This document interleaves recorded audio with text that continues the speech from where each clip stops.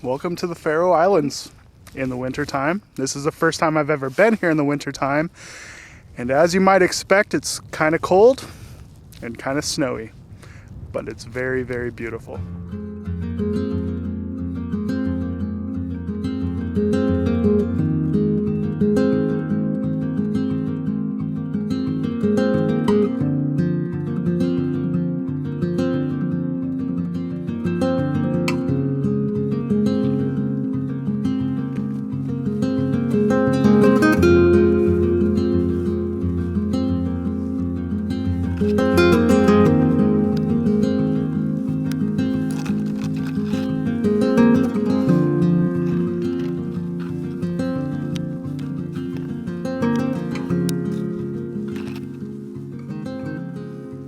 So I got to my particular shooting location about 10 minutes too late.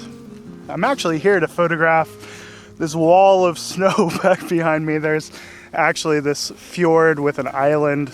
Well, I guess it's an island. Yeah, it's an island. With another island that's perfectly positioned kind of back in that fjord. You might have seen images from here with the winding road kind of as the foreground.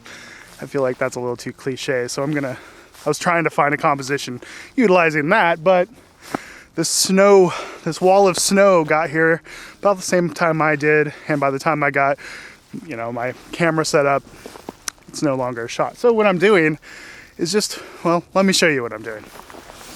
So I'm trying to utilize this really cool, kind of misty, mysterious mountain that's shrouded in the fog as my background element, and then just finding one of these kind of snow-covered rocks and using that as a foreground object. It's definitely not what I came to this location for, but I think that might be just about all I get with all of this snow. So I'm doing a 3-shot focus stack and just making sure to expose the image towards the right, because all of this snow can really lead to you underexposing it quite a bit. You want to make sure that you're getting that histogram over to the right. That way you're not underexposing it a lot. So I have to be really careful not to hang out too long up here, because the road coming up here, I'm on top of a mountain pass. It was very slick coming up. And now I have to go back down with gravity working against me and trying to pull me off the cliff. So I have to make sure that I don't hang out up here too long so the road isn't too slick on my way down.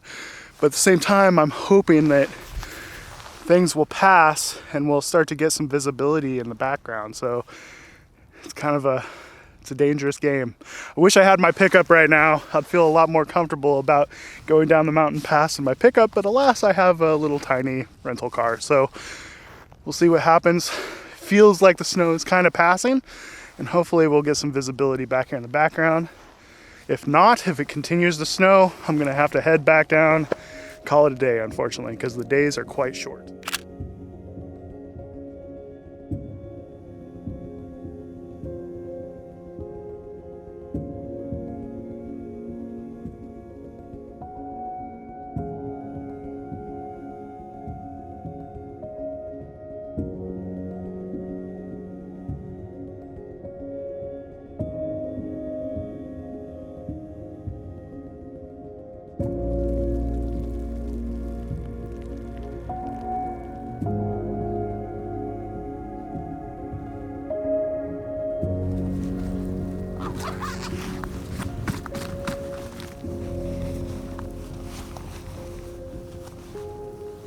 The snow is really starting to come down, so it's definitely time to get out of here while we still have some daylight to make down that mountain.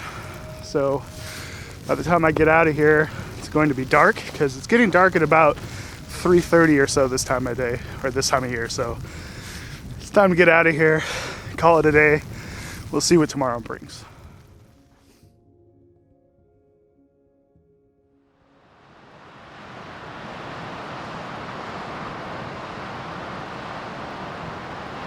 So normally I hate being jet lagged.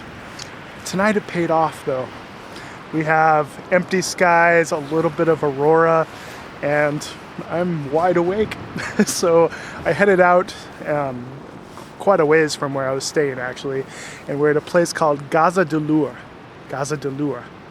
I know I'm not saying that right. It's spelled like this. It's one of the most iconic places here in the Faroe Islands. It's one of those postcards. I've got the whole place to myself because it's currently 1 in the morning and it is such a beautiful scene. So I'm currently photographing this with my A7R4. I've got my 20mm f1.8 lens on, shooting at f1.8. And then I'm doing a 15-second long exposure at f1.8 at ISO 2000 for the majority of the scene. And then I'm actually ISO bracketing because you see those lights from the village in the background there. They're blowing out of that ISO 2000, so I'm doing an ISO 400 shot at those same settings, and then I'll bring in those highlights from that image. There is just enough Aurora to be really cool. It's just like this hint of a green glow kind of coming over the mountain. And night photography is just so much fun with these snow-capped mountains and hills. It is so incredibly beautiful. I'm going to hang out for a while, see how things develop, see if the Aurora gets stronger, see if the clouds roll in. But either way, I'm gonna stick it out for a while, see how it goes.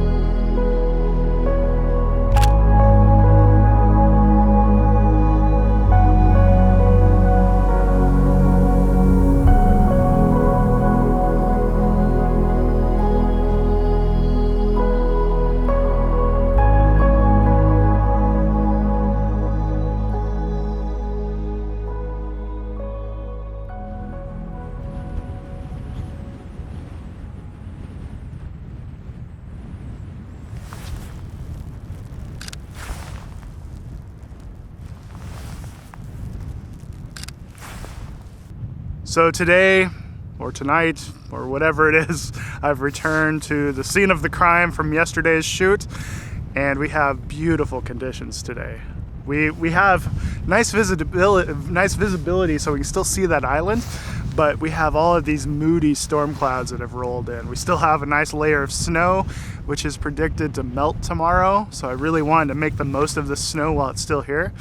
So yeah, I returned to the location and I just love the moodiness of the sky out there. So today, the way I'm electing to shoot this is rather than try to get fancy and include like some kind of foreground close to camera, I'm just getting my tripod up taller and shooting a panorama and making it more about, you know, the stuff out there. We have these beautiful low clouds that are kind of capping these snow-covered peaks, and then we've got the moody clouds out behind the island and just this little ribbon of light low on the horizon. And I want to make it about that. So I'm shooting this f11. I'm shooting the panorama wider than I think I need, because oftentimes you end up trimming the edges of a panorama off anyway. So I'm just going really wide, overlapping a third, and the final result is going to look like this.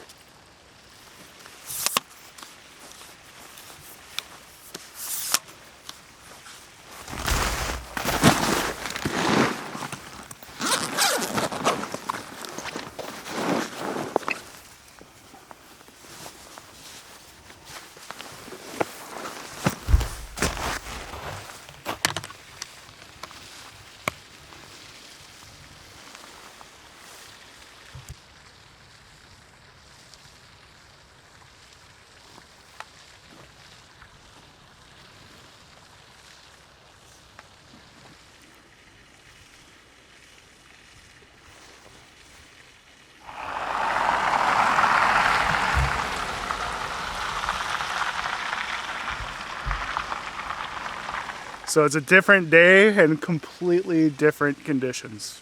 We have these nice high clouds that we're kind of hoping might catch a little bit of color. And Mass and I, we've come down to the iconic road. It's the road that typically when you see this scene, you see it with this road. It's very unique and it's kind of cool because we have color glistening off the road. What do you think, Matt? What do you think of this? He's never been here before. It's shit. But yeah, it's completely different than the previous 2 times.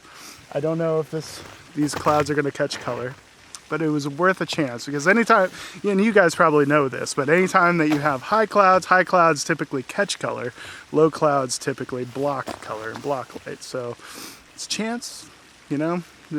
It's almost 3 o'clock, which means it's almost sunset. It's brisk.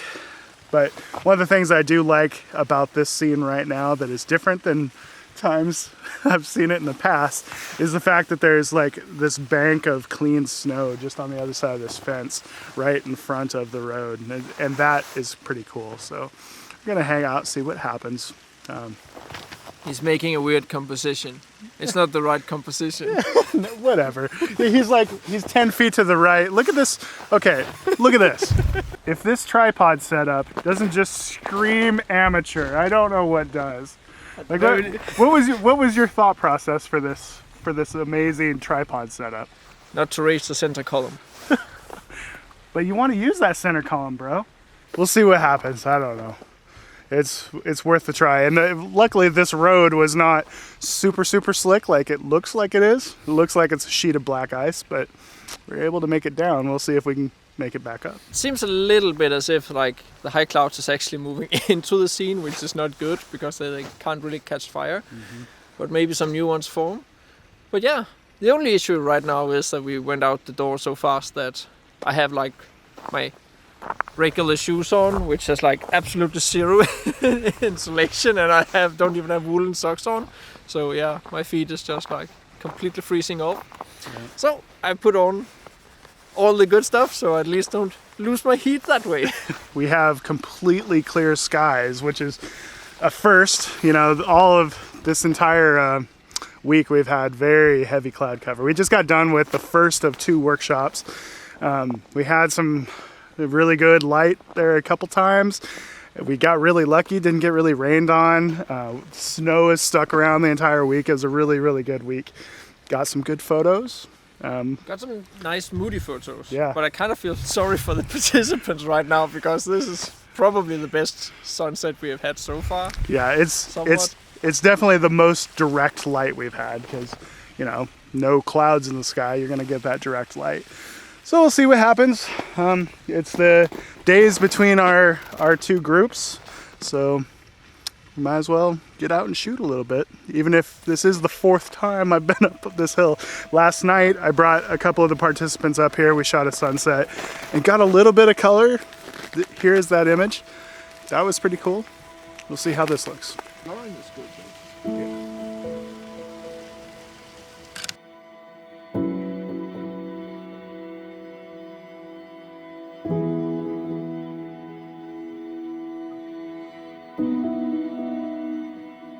So this is another one of those times that it almost happened.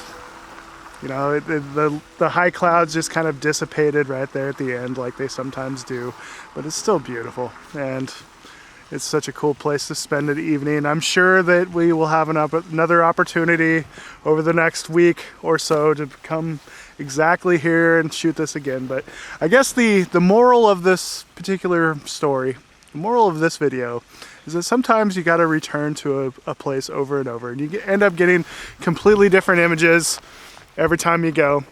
And the more times you go, the more, you know, the more inspired you are to try something different. So I would be curious to know which image you guys like, if any of them. I'm not sure that I'd like any of them. We'll see. You never know. But thank you guys so much for watching. At the least he's honest that he sucks as a photographer. That's harsh, bro. That's harsh. Anyways, thank you guys so much for watching. Remember to watch my video and see how harsh he is towards me. This guy, man. Ouch. Ouch. much. Anyways, thank you guys so much for watching, and we'll see you in the next video. Take it easy, everybody.